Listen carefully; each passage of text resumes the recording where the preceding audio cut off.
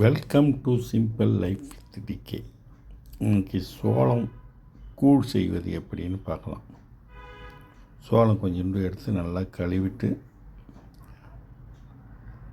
லைட்டாக கழுவிட்டு அரைச்சிக்கலாம்.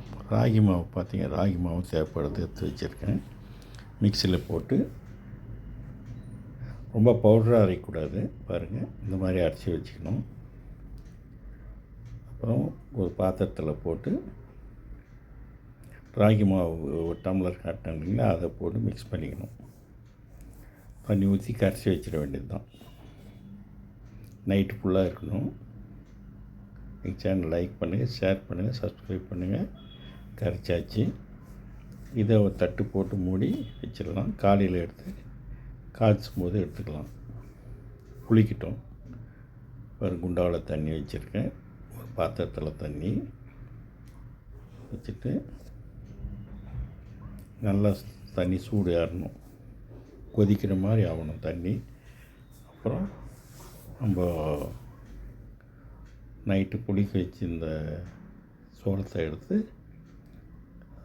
அதில் போடணும். இப்போ பாருங்கள், காஞ்சிடுச்சு தண்ணி. சுடு தண்ணி போட்டு கலக்கி அதில் ஊற்றிட வேண்டியது தான். இது கட்டி பிடிச்சிக்கும் அடியில். இது ஆற்றினே இருக்கணும், கொதி வர வரையும் ஆற்றிட்டே இருக்கணும். இப்படி ஆற்றினே இருந்தால் தான் அடியில் கட்டி பிடிக்காமல் இருக்கும். நல்லா வேகணும்.